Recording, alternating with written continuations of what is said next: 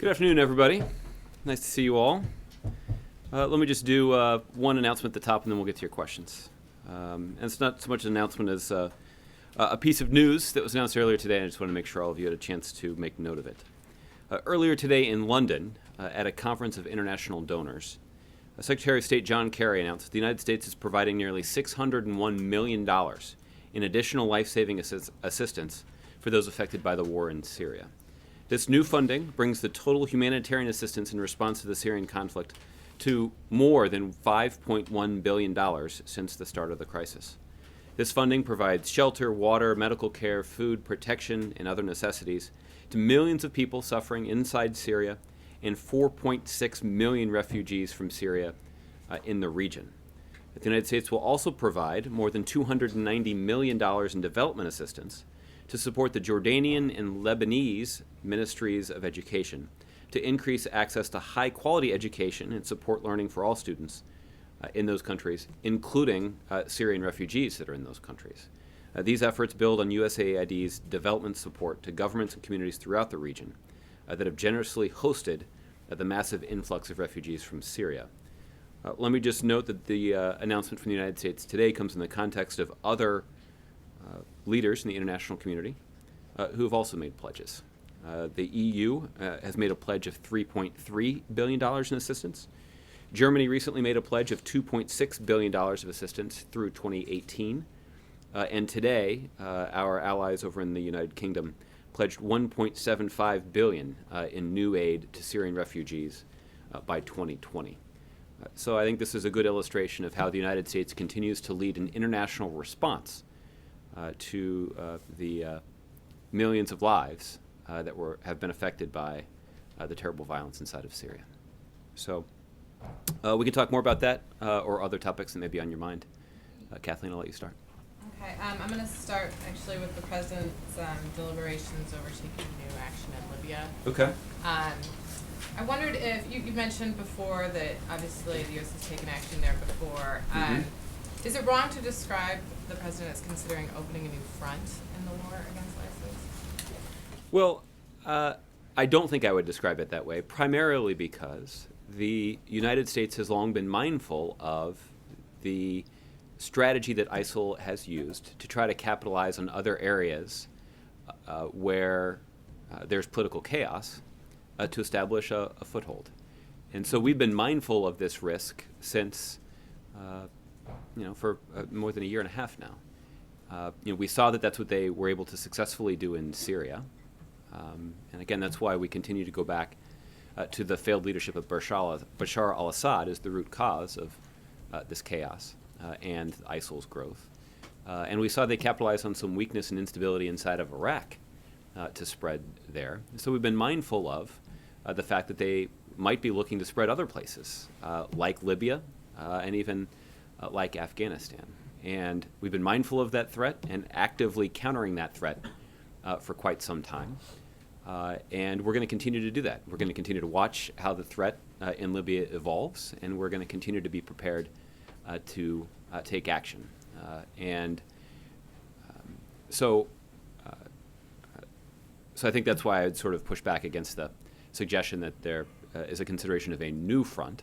I think we've been mindful of the fact that ISIL has tried to be opportunistic in other places that are experiencing some political instability. And then, so what would you say to folks who say that, who watch this and see that the White House is sort of just playing whack-a-mole across the region and losing, it seems, that if you go into Libya, you're just going to take down another and they'll pop up somewhere else. I mean, is that the strategy at this point? No, I think the strategy that, as we've laid out, has actually been to focus on ISIL's efforts to establish a caliphate inside of Iraq and in Syria, and that's why that has been the focus of our efforts. We've been mindful of these other places, like Libya and Afghanistan, where ISIL may turn some of their attention, but we know that they are focused on ISIL, on expanding ISIL's footprint in Iraq and in Syria.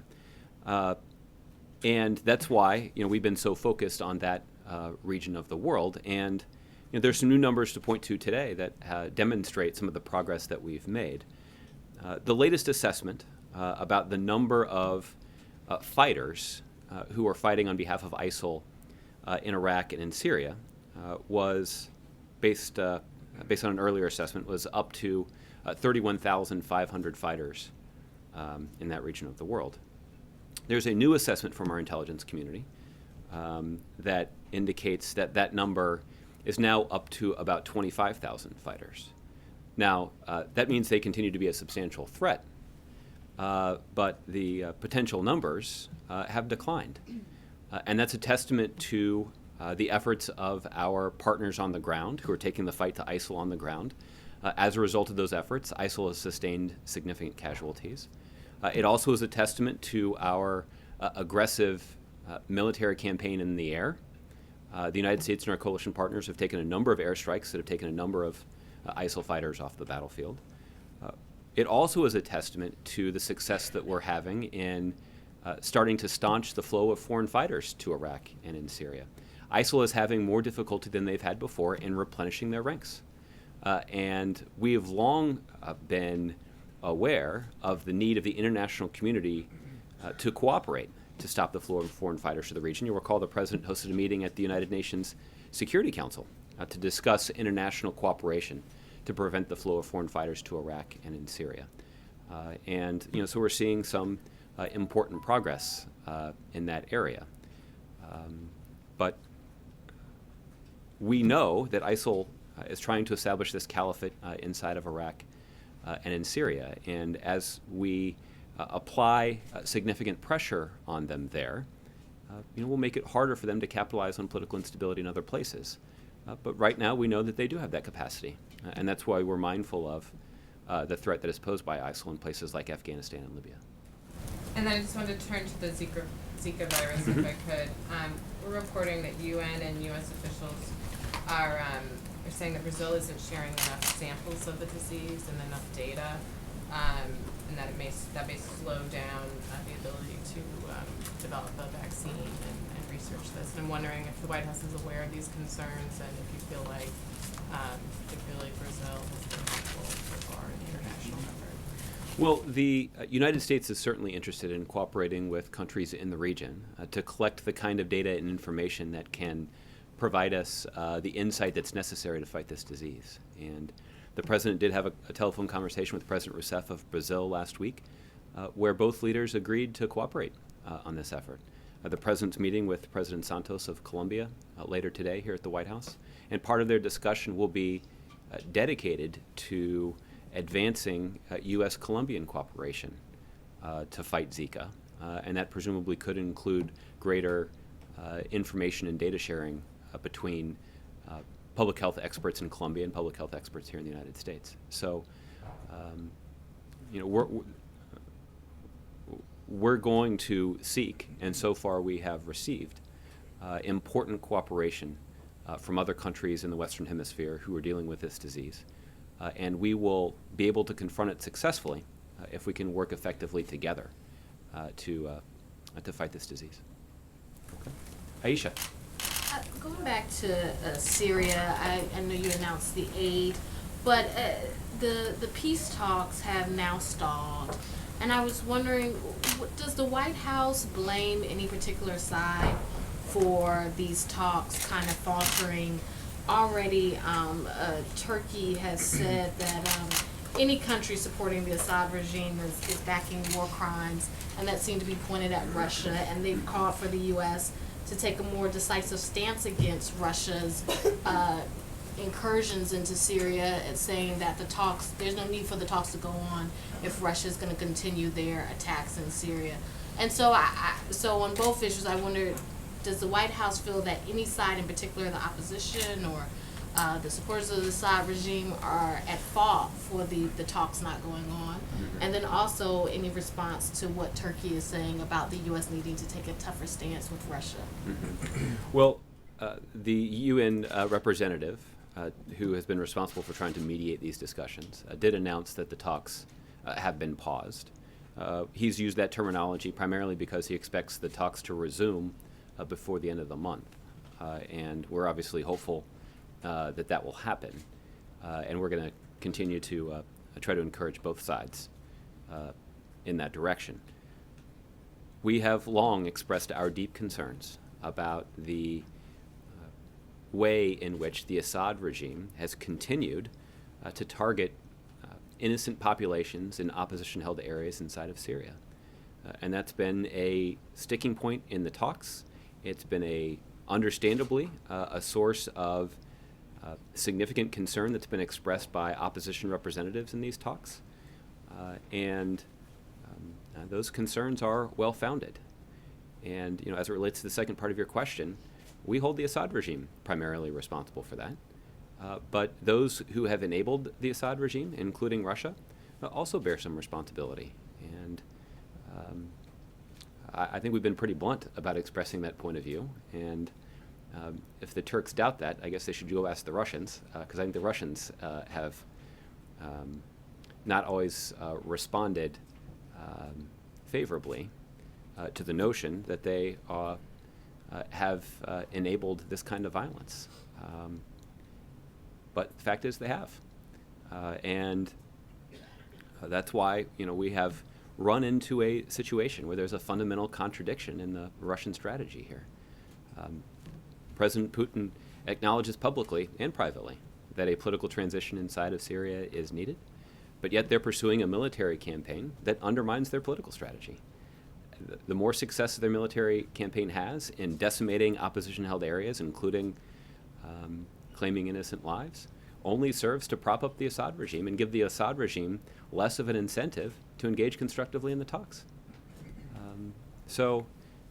But none of this is new. All of these are sort of views that we have shared before. And the effort to get this diplomatic track moving has been challenging. And the fact that we were able to advance it as far as we have represents important progress, because there's been these talks have started and stopped so many times in the last 5 years I've lost count. But what we have seen is important progress that's been made in just the last few months. That's a credit to the diplomatic skill and tenacity of Secretary Kerry, who's been prodding both sides. And he's going to have to keep doing that to try to move this process along even farther. But does the U.S. need to do more or can the U.S. do any more other than, just making statements to pressure Russia to stop doing what it's doing in Syria? Well, Russia understands, and as I mentioned before, they have their own incentive for these talks to advance and to eventually succeed. The Russians themselves understand that a political transition inside of Syria is needed. It's the Russians right now who have waded knee-deep in a sectarian conflict in Syria. And their only way out of that is to try to resolve the political dispute at the heart of this conflict. And we have noted that the Russians have occasionally used their influence with the Assad regime to try to bring the two sides together, and we hope they'll continue to do that.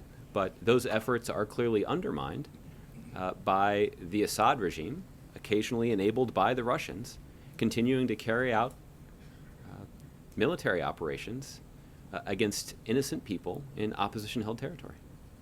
And on another topic, a UN panel is expected to release a report tomorrow saying that Julian Assange has been arbitrarily detained in the embassy in London. And so I was wondering, does the U.S. have any, or does the White House have any response to this idea that Julian Assange has been arbitrarily detained? He's saying that once this report comes out, he feels like he should be allowed to leave the embassy and there shouldn't be any criminal charges pursued against him. He should get his passport. Well, my understanding of the situation is that he's actually not being detained in the Ecuadorian embassy in London. He actually has sought refuge there. He is, facing serious crimes inside of Sweden, and Sweden has made a specific extradition request of British authorities. But ultimately, this is something that the British and the Swedes are going to have to work out, and it's unclear to me exactly what impact a pronouncement from the United Nations would have on the situation. But he's facing serious charges inside of Sweden. Sweden have asked the British for extradition, and ultimately those two countries will have to resolve the situation.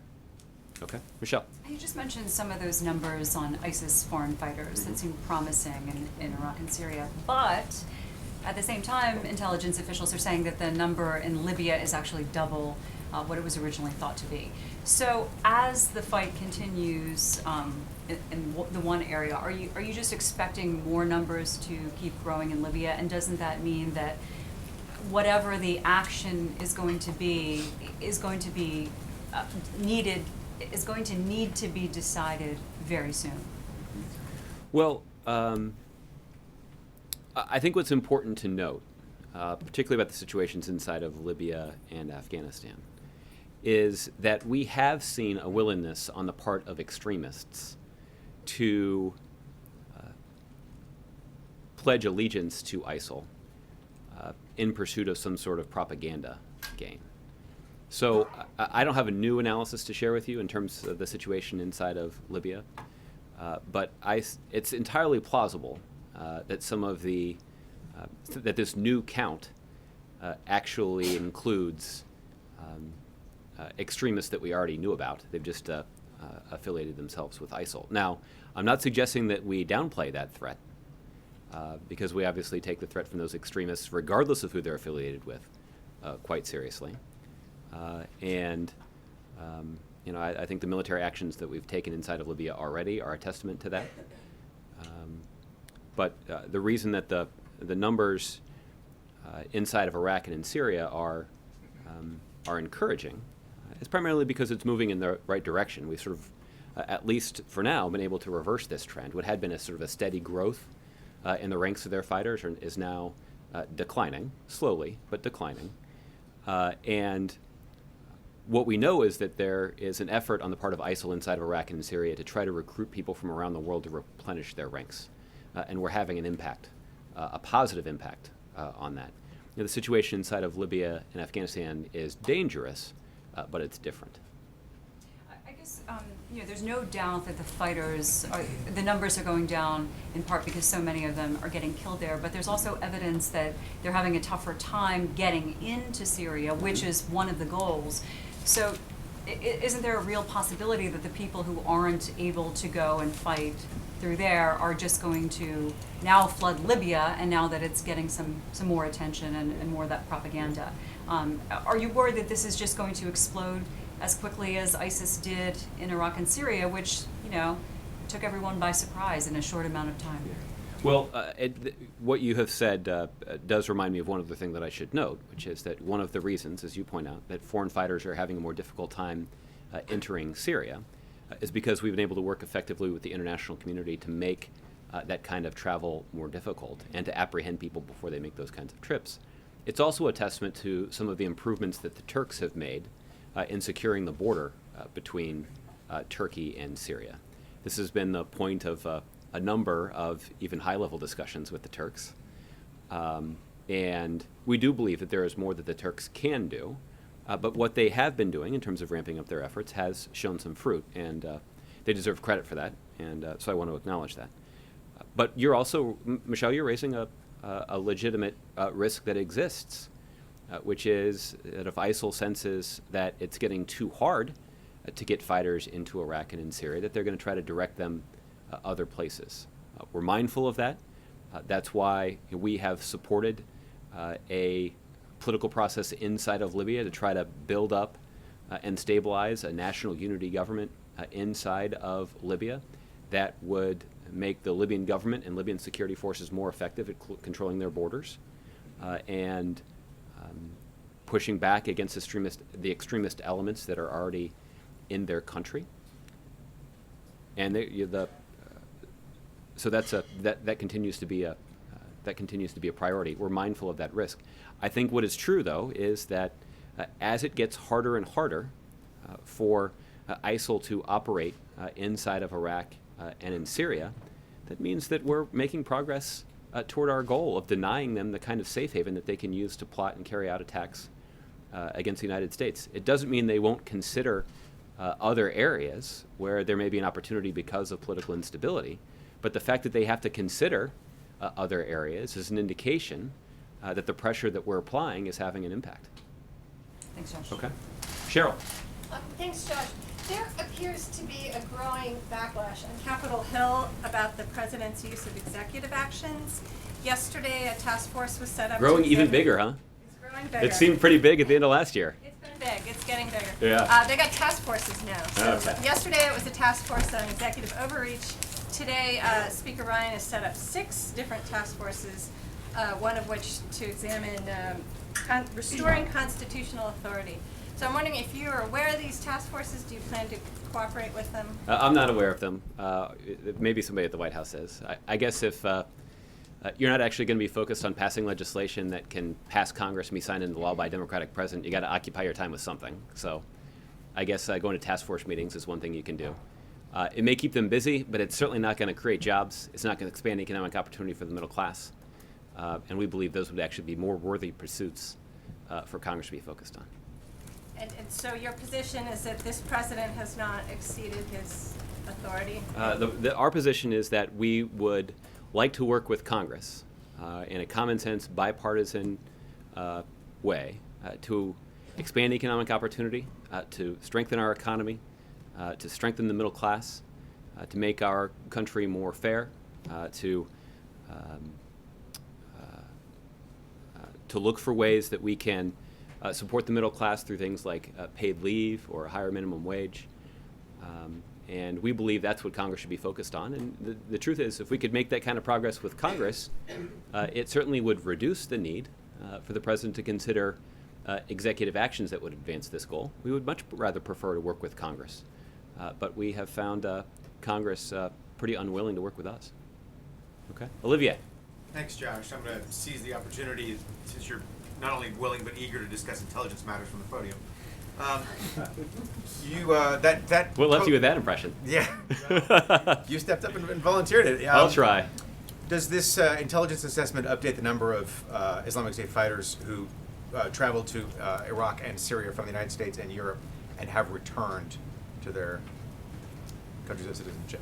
I don't know if there is an updated assessment of those numbers. I think what these numbers applied to is not just, and I guess to clarify this, these numbers include foreign fighters, but they're not exclusive to foreign fighters. This actually is a reference to all of the fighters to which ISIL can draw on. And the fact that that number is now smaller than it was before is an indication that we've taken a number of the fighters off the battlefield and we have made it harder for them to replenish their ranks through foreign fighters. But you've allowed for the possibility that they could be going to Libya. You've allowed the other possibilities as well. I'm trying to figure out, you guys at one point had volunteered that there were some, I think 300 or some such number of Americans who traveled to the region and come back. Yeah. This whatever this intelligence product is, doesn't give you a new number on how many Americans went and have returned?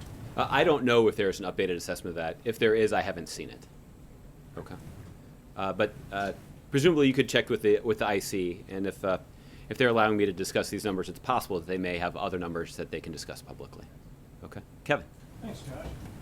You said potential numbers when you were talking about that, say, 20 to 30,000 range offered by the Pentagon, correct?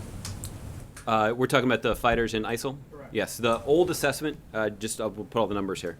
The old assessment was a range of 20,000 to 31,500 fighters. Okay. The updated assessment is now a range of 19,000 to 25,000 fighters. 25,000. So that's why I described it as, the previous estimate was that there were up to 31,500 fighters inside of Iraq and in Syria. Right. The updated assessment is that there are up to 25,000 fighters there now. Then is it your understanding that the updated assessment for the numbers in Libya is about twice the number it was a year ago? No, I don't know. I don't have an updated assessment in terms of Libya. I think Michelle was citing some other reporting. I hadn't seen it. I don't know that she's wrong. I just haven't seen it. Okay, gotcha. Let me ask you about the whack-a-mole, which I thought was a pretty interesting way to put it. If essentially what you're saying is we're working very hard on Iraq and Syria, understanding that there's always going to be a possibility that it could pop up in Africa or Libya or other places.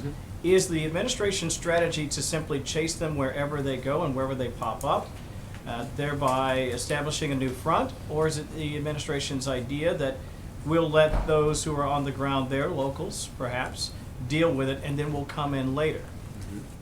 Our strategy right now is to focus on the caliphate that ISIL is trying to establish in Iraq and in Syria. And we have mobilized significant resources from our 66 coalition partners to go after them militarily through airstrikes, by ramping up our coordination and our support for fighters on the ground, both in Iraq and in Syria. And there are a number of other efforts that relate to counter-financing, countering the flow of foreign fighters, countering ISIL's online messaging that allows them to recruit extremists to their cause. We have leveraged all of that against ISIL inside of Iraq and in Syria, and this is one way we can measure some of the progress that we're showing. We also know that ISIL has always had designs on looking for other areas that are experiencing political instability to try to establish another foothold.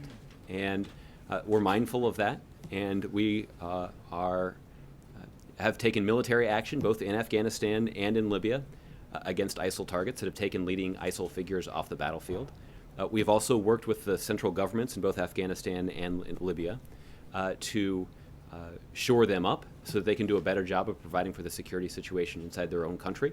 The reason that that's important is because there are already extremists that are operating inside that country, and we know that some of them may consider affiliating with ISIL. And so we want to help both those central governments apply pressure against those extremists. That is the approach that we have taken, and it's an approach that has been effective in advancing our goal of degrading and ultimately destroying ISIL. So what would you say to people who would suggest that this is essentially a kick the can down the road strategy? Meaning, we're going to work with coalitions, we're going to work with governments that are established there, we're going to do what we can, but this is not about trying to end this immediately. Well, Kevin, I think that we have acknowledged that this is not a situation that's going to be resolved militarily. In each situation, what we know ISIL is doing is trying to capitalize on political instability in these countries. And that's why the United States has been so invested in shoring up the political process in each of those countries. And each country is on a different track. Obviously, Syria is the furthest behind. But they're making slow and steady progress inside of Libya. They've got a long way to go. We've been able to work quite effectively with the Ghani-led government in Afghanistan. They face some pretty serious security challenges inside of Afghanistan, but we're supporting them in that effort. The Abadi government in Iraq has made important progress in demonstrating to the people of Iraq that they're prepared to govern that country in a way that will allow the security forces and the citizenry to be united against the threat that is posed by ISIL. Addressing these political challenges is going to be the most effective way for us to address the root cause of ISIL. But our progress in making this political progress has been halting. Bringing about this kind of needed political change in these countries that in many cases don't have a long tradition of democratic governance, particularly when you consider a country like Libya that was ruled by a dictator for several decades. Establishing a democracy there is going to be not something that's going to happen overnight. That's why the president has been prepared to use military action and to take military action where necessary to take ISIL fighters off the battlefield. But ultimately, it's not a situation that we're going to be able to solve militarily.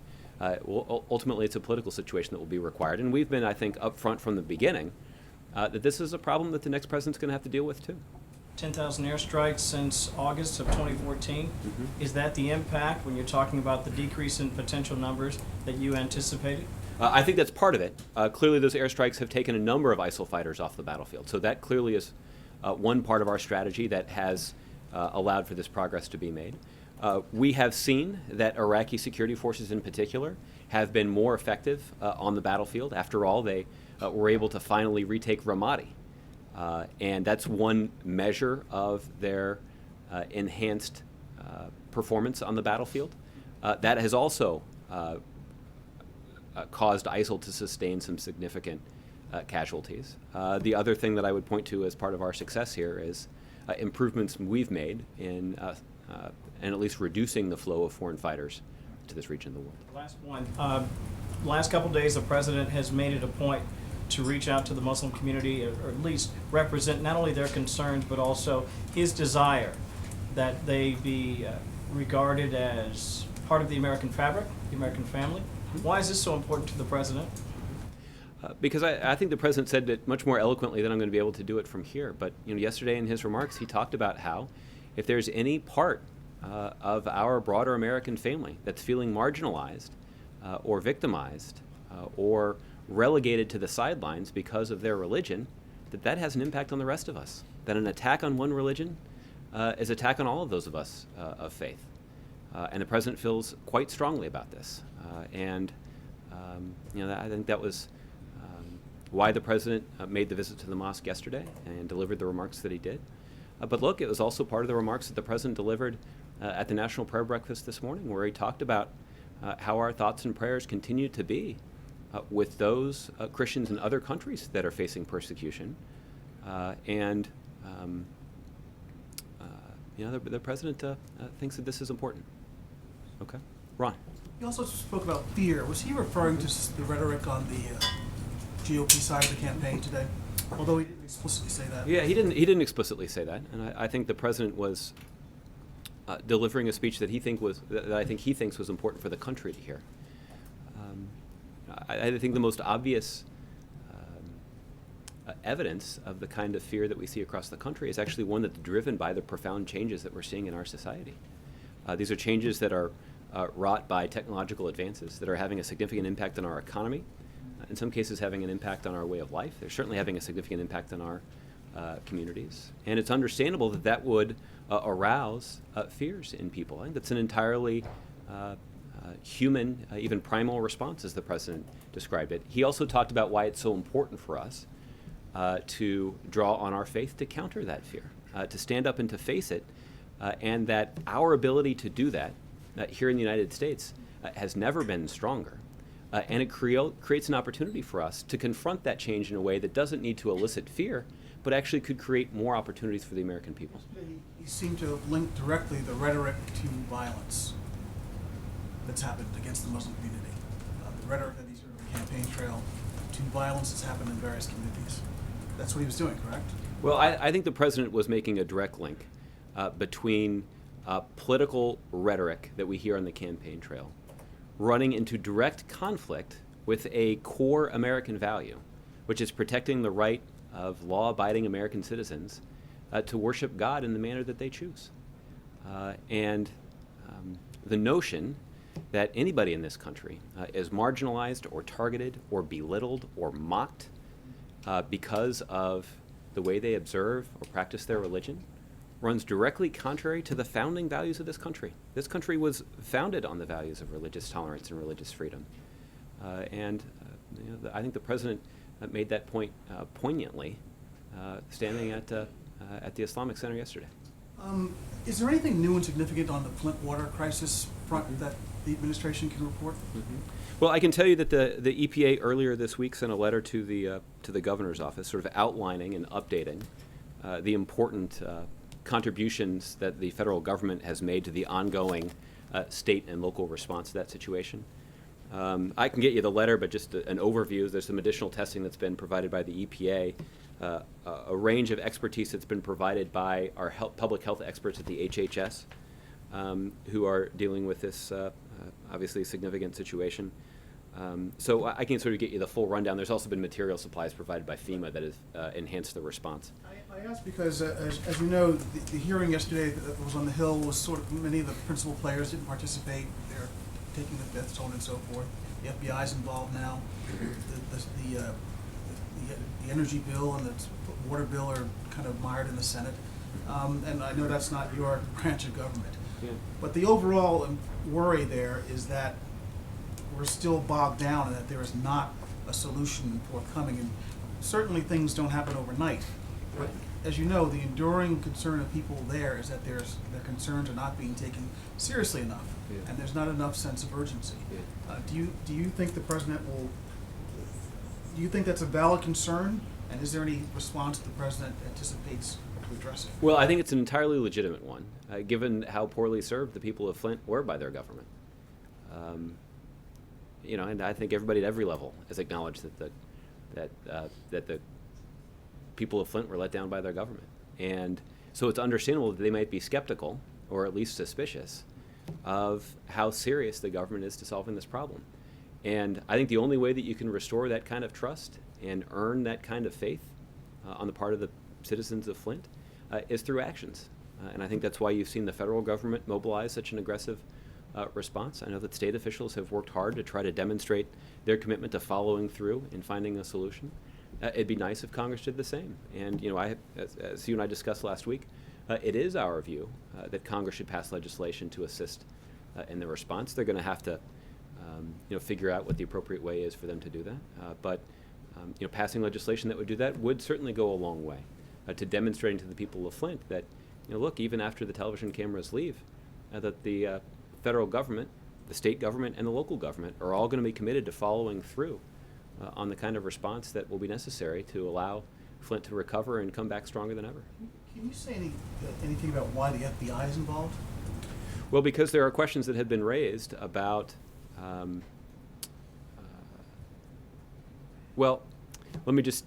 there have been public questions that have been raised about the actions and decisions that were made by environmental regulators.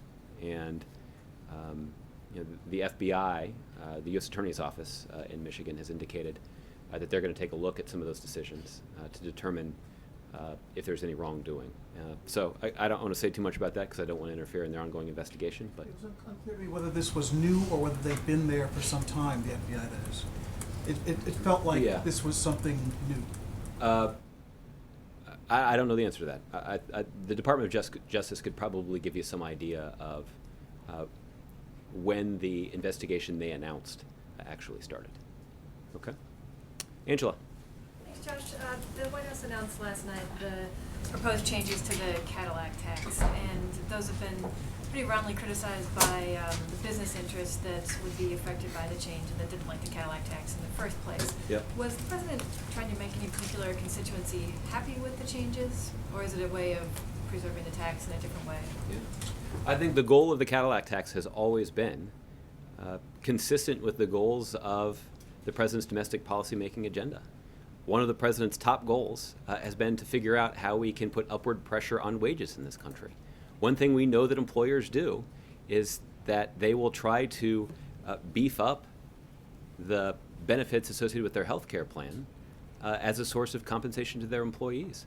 If we limit their ability to do that, or give them an incentive not to do that too much, to provide the kinds of benefits in their health care plan that many workers wouldn't even use, then employers are going to have to consider other ways to compensate their employees. And one way they could do that is by raising their paychecks. And many economists who've taken a look at this, including the CBO, has concluded that that's exactly what would happen. If we implement the Cadillac tax, we're going to see upward pressure on wages. And the CBO, again, the Congressional Budget Office, neutral entity, estimates that the tax would increase workers' paychecks by around $50 billion in 2026. That's a substantial contribution to this goal that the president's long sought.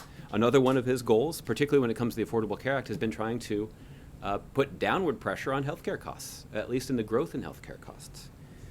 And what the Congressional Research Service has concluded is that implementing the tax would make health plans more efficient and would reduce national health expenditures by more than $40 billion annually in 2024. The president has talked a lot about steps that we can take to reduce the deficit and be more fiscally responsible. It's not surprising, shouldn't be surprising to you, that the Cadillac tax would have a positive impact in bringing down our deficit. It would reduce deficits by nearly $100 billion over 10 years, starting this year and going to 2026. $100 billion is not pocket change. And when it comes to lowering our deficit, we should not leave any stone unturned in looking for ways to do that. The last thing I'll say about this is, all of this can be done by having a pretty minimal impact on the broader healthcare market. Only 7% of enrollees will be in plans that are in any way affected by the healthcare tax, by the Cadillac tax, in 2020. So we're talking about the vast majority of Americans are not affected by this in a negative way, but do enjoy the benefits of upward pressure on wages and downward pressure on healthcare costs and the deficit. Was the White House hoping for a more positive reaction from any of these constituencies, or had you already figured that that wasn't going to happen. Yeah. Look, their longstanding opposition to this policy is not a surprise to anybody here.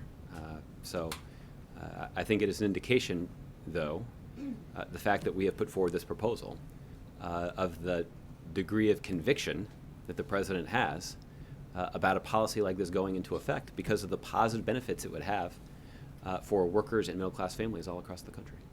One other topic. The President and Speaker Ryan had a chance to exchange a few words after the prayer breakfast. What did they talk about? It didn't seem long enough to discuss a task force, but what did they say? I saw the president briefly after the prayer breakfast, too, but his conversation with Speaker Ryan didn't come up. But it didn't seem like a conversation where they were doing a lot of official government business. I think most of their conversation was in the spirit of the morning. Okay. Margaret. Josh, Julian Assange has said he fears being extradited to the U.S. if he is actually ends up in Sweden to face those criminal charges that you laid out. Is it correct to have those fears? Is the White House going to pursue that? Well, you'd have to check with the Department of Justice about this. I don't believe he's actually facing charges in the United States as of right now. But ultimately, a decision about whether to charge him with anything would be a decision that's made by independent prosecutors at the Department of Justice, and they would make that decision independently. I guess the other thing that may be relevant here, when we talked about the possible extradition of El Chapo, we noted that fugitives that are wanted by the United States, whenever they're captured, the United States makes a formal request as sort of part of our standard operating procedure for the extradition of those individuals.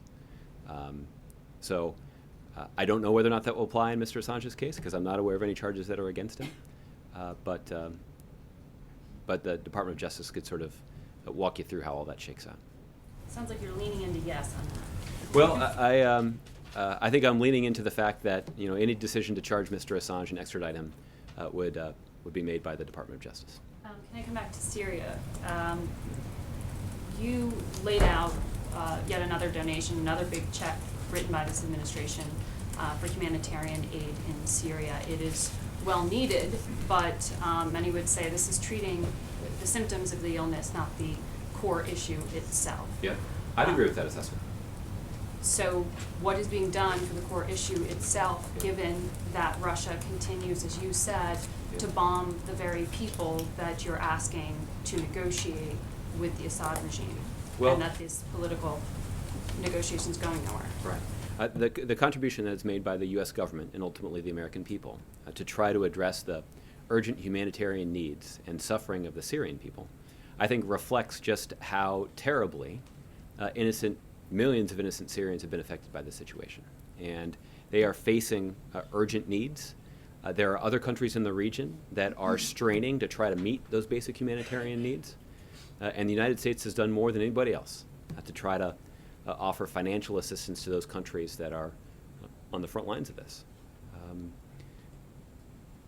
What we're doing to try to address the root cause here, and not just the symptoms, is to try to bring about this political transition that's long overdue. And look, I acknowledged that these kinds of talks have started and stopped more times than I can count over the last 5 years.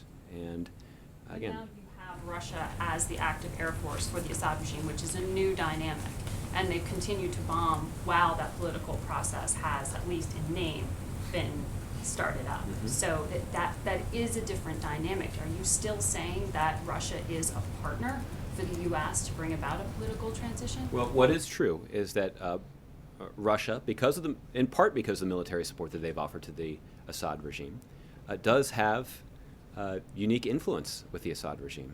And we have been pretty blunt in asking the Russians to use that influence to try to bring the Assad regime into this process in a constructive way. And surely there's more that they could do on that. But one thing they could do is they could tell the Assad regime to stop bombing innocent civilians in areas that are held by opposition fighters. What we'd prefer is that rather than trying to bomb territory that's held by opposition fighters, that the regime should actually sit down at the negotiating table and work out a political transition with those opposition fighters. And but look, that is a goal that we're pursuing alongside the Russians because the Russians say that they share that goal. And it is important for the Russians to ensure that their strategic approach to Syria, including their military approach to Syria, reflects the solution that we all believe is badly needed. What you're saying and acknowledging is that Russia's doing something different than what it's telling you it intends to do, right? They're not keeping their word. They are seeking solutions on the battlefield, not at the negotiating table. So why still believe that talking to them is the way to get to the solution? Well, primarily because the Russians themselves have said, both publicly and privately, that a political transition is needed. And they're not, I don't think they're saying that as some sort of subterfuge. It's patently obvious to anybody with any sort of equities or concerns about Syria that the political situation there is the root cause of all of the chaos and violence. The only reason that we've seen ISIL establish a safe haven inside of Syria is because the political situation in Syria was a mess. And ISIL capitalized on that and flourished. The reason that people have been fleeing violence inside of Syria is because the Syrian government totally lost control of the security situation of that country. And we see innocent civilians that are dodging attacks from ISIL and other extremist organizations, and in some cases even dodging attacks from their very own government. That reflects an utter failure of the political system and of the government inside of Syria. And look, we've talked about why the Russians have a stake here. The one military base that they have outside of the former Soviet republics is in Syria. So they have to protect this asset. And the kind of violence that is racking that country and the fact that it is on the brink of being torn apart poses a pretty significant risk to the investment that Russia has already made there. That's why they have their own built-in interest to trying to resolve this situation. And what they have to do is they have to reconcile their military strategy of trying to prop up the Assad regime with the understanding that this isn't going to go away until Assad goes away. And that's why the United States has continued to mobilize the international community to respond to the humanitarian situation. We've tried to mobilize the community to respond to and put pressure on ISIL to ultimately degrade and destroy that organization, but also to try to bring to the table the disparate parties involved to bring about a political transition that is the root of the problem. So in the meantime, when you're talking about the humanitarian aid, is the president willing to consider airlifts of food into the besieged areas? John Kerry just said this weekend that less than 1% of food aid has actually made it through in 2015 because landmines are being laid that block workers from even delivering these supplies. Would the White House consider airlifts? Well, I know that there's, I don't have any announcements about that particular tactic. I know that what one of Secretary Kerry's priorities has been to try to negotiate ceasefires that would allow humanitarian relief workers into the area. And the announcement that we're making today is consistent with our desire to make sure that those humanitarian resources continue to be available to the workers that are in a position to distribute them. But there's no doubt that the efforts to distribute that much needed humanitarian aid is impeded by the violence that's being waged by the Assad regime and to a large degree enabled by the Russian military. But looking at ways to actually deliver the aid that you're paying for is not something the White House is looking to do right now, beyond continuing to call for things at the UN that don't go anywhere. I wouldn't rule that out over the long term, but I'm not aware of any discussion in the near term of doing something like that. Obviously, that's something that we've done before. There is humanitarian assistance that the U.S. has provided, for example, to the Yazidis when they were trapped in Sinjar Mountain. There was humanitarian relief that was provided by the United States. The United States has provided some military assistance to opposition fighters on the ground in Syria using airdrops.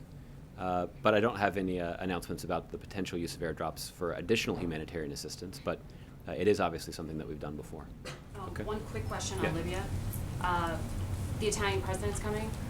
Is there going to be a request for the Italians to play a direct role in perhaps fighting ISIS in Libya?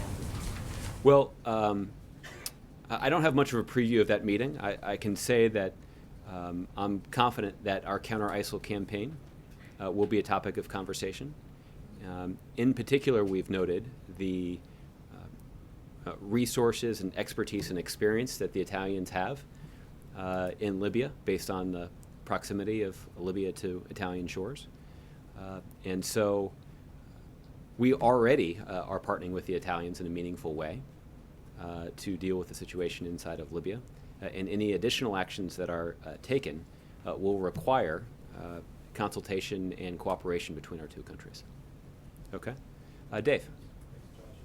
The head of the Border Patrol Agents Union testified to Congress today that the Border Patrol agents have gone back to this, what's known as catch and release program, because he said they're not arresting many of the people who cross the border because they don't show up for court later, and then the agents waste a lot of time sitting around in court for hearings that don't happen. Is the president okay with this? I didn't see that testimony, Dave. We'll have to follow up with you on our position on what that individual may have said. Okay. All right. John. Wanted to turn to 2016 just real quickly. On Tuesday after the tight caucus, you kind of downplayed the impact that the 2008 election, the drawn-out primary between then Senator Obama and Senator Clinton. Yesterday on Twitter, we saw Sanders and Clinton really going after each other, kind of arguing who's the more progressive candidate. Yeah. I'm wondering if you think that that sort of debate is healthy to have in a really tight contest like this, or if there's any concern on the White House's part, the president's part, that it could alienate some Democratic voters. Yeah. Well, listen. I mean, what I said about the 2008 series of primaries and caucuses that both then Senator Obama and then Senator Clinton competed in was that it did have the effect of sharpening the skills of the individual candidates and flexing the muscles of the campaign's organizing activities in states where Democrats had previously not been particularly active. So I cited the example of Indiana. There's a competitive primary in Indiana in 2008 for the first time in at least a generation. And there were some who said, well, the fact that Senator Obama and Senator Clinton are debating and still arguing in Indiana is going to have a negative impact on the prospects of Democratic candidates in the general election. The fact is the opposite was true, that by continuing the campaign for that long, anybody who watched that campaign saw that Senator Obama's skills as a candidate improved, particularly on the debate stage, but also on the stump. And my friends who worked in Indiana, who are the experts in this, said that there is a direct correlation between the intensive organizing efforts on the ground inside of Indiana in the lead up to the May primary had a material and positive impact on Democrats' ground operation in Indiana in the general election. So I don't know if that will be true in 2016. I think it's dangerous to sort of compare one year to the other because the candidates are different and the dynamics in the race are different. I've cited that example to make clear that I wouldn't, at least, automatically assume that a Democratic primary campaign that lasts a little longer than expected is bad for Democrats. I think there's at least as good a chance that ends up being a good thing for Democrats. As it relates to the ongoing debate, I'm certainly aware of the charges that have been traded back and forth, but ultimately it's going to be the responsibility of the two candidates to engage in a debate, and it's my hope that they will focus on the issues and values that are central to our party and important to voters, but I'm not going to be in a position to referee their dispute. Just a quick follow-up. Last week in the president's podcast with Politico, he said that Hillary Clinton would be the most qualified candidate based on her resume, without endorsing a candidate. Does he believe that she's the most progressive candidate in this race? I don't know that he's weighed in on that, so maybe you can ask him. Okay, Lauren. At prayer breakfast and at the mosque, the president has both said that an attack on one religion is an attack on all religions, that Christians should support Muslims in persecutions, and Muslims should support Christians. Yet ISIS is committing genocide against the Yazidis, and the that they've been kicked out of their lands, their homes have been spray painted, priests have been killed, tens of thousands of people have been killed. Yet why won't the Obama administration call this genocide, Christian genocide? Yeah. My understanding is that the use of that specific term has legal ramifications, and so there are lawyers that are considering whether or not that term can be properly applied in this scenario. What is clear and what is undeniable, and what the president has now said twice in the last 24 hours, is that we know that there are religious minorities in Iraq and in Syria, including Christians, that are being targeted by ISIL terrorists because of their religion. And that attack on religious minorities is an attack on all people of faith. And it is important for us to stand up and speak out about it. And I think that's why the president said what he said, not just in the mosque yesterday, but also at the National Prayer Breakfast this morning. There is a difference in talking about it and making the distinction of genocide, which provides these people who have been persecuted with the ability to come to the United States seeking refugee. When will this happen? Will it Well, happen? I do know that this is something that this is an open question and one that continues to be considered by administration lawyers. But I can tell you that the president, I think, was quite blunt in talking about the responsibility that all people of faith have in standing up for individuals who are targeted because of their faith, particularly religious minorities, and particularly people who are marginalized because of their minority status based on the religion that they practice. And look, when it comes to ISIL, there was the potential that they would carry out an act of genocide against Yazidis that prompted a significant mobilization of U.S. military assets to prevent that genocide from happening. What did not get as much attention is that there was a similar military operation taken by the United States in the town of Amerli, where there were Shia Muslims who were also at potential risk of being slaughtered and being victims of genocide by ISIL-affiliated extremists. So this administration has worked hard to try to protect religious minorities who are being victimized by ISIL. And there's no doubt that Christians are among those who have been and are being targeted. But as it relates to the specific use of this word, I guess the point that I'm trying to make is this. The decision to apply this term to this situation is an important one. It has significant consequences, and it matters for a whole variety of reasons, both legal and moral. But it doesn't change our response. And the fact is that this administration has been aggressive, even though that term has not been applied, in trying to protect religious minorities who are victims or potential victims of violence. Okay, John. Yeah, thank you, Josh. Two brief questions.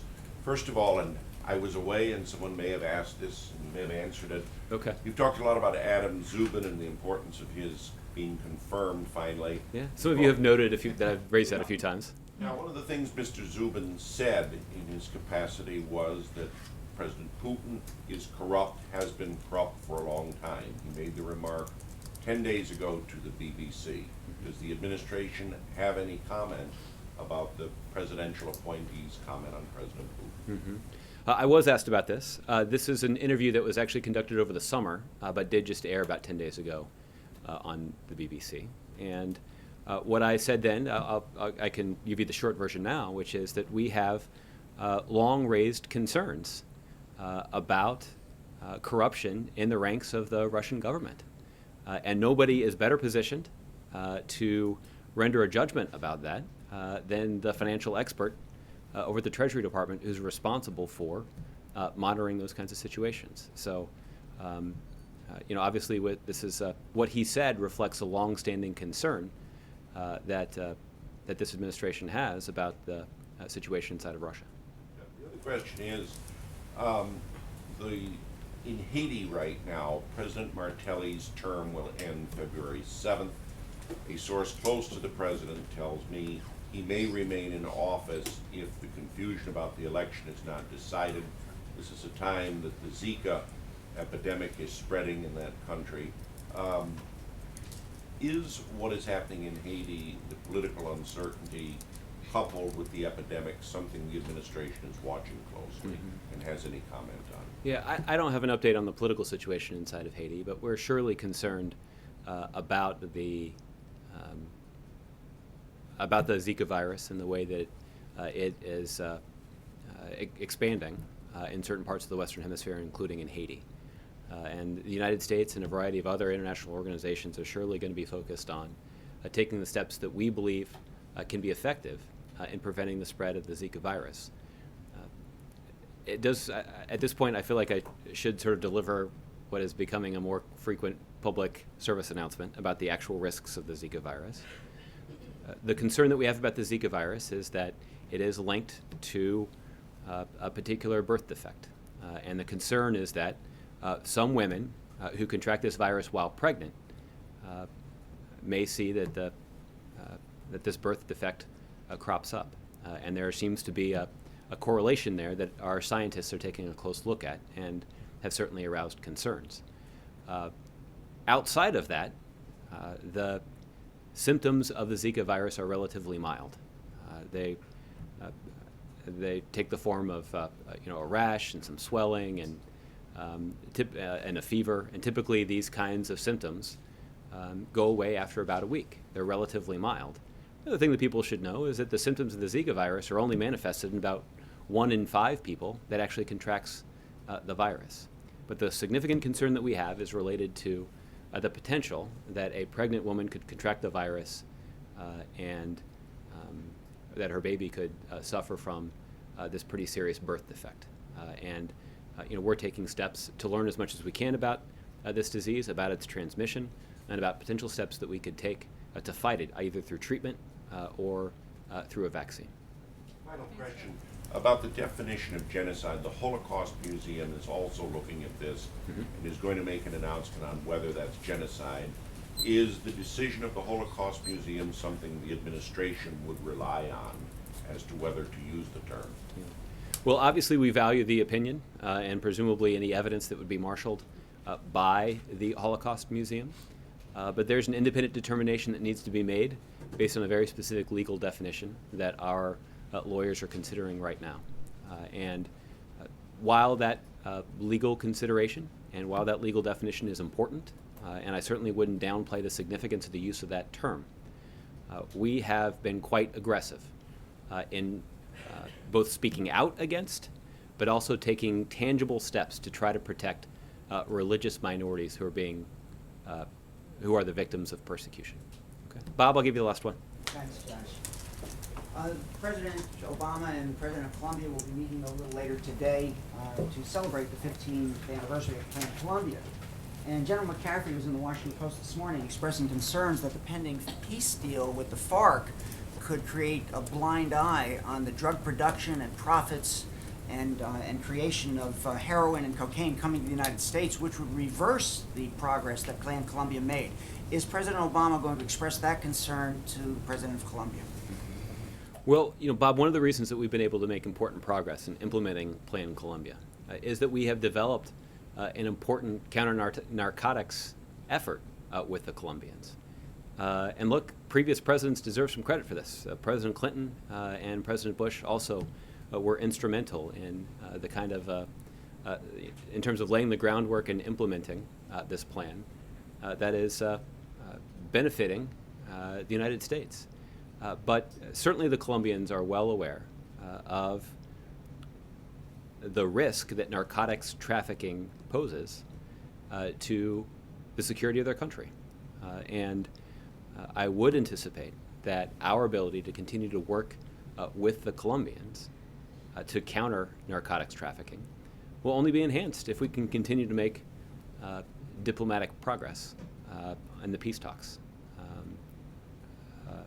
But look, I'm confident that this is something that that the two presidents will have the opportunity to discuss, both in private but also in public today.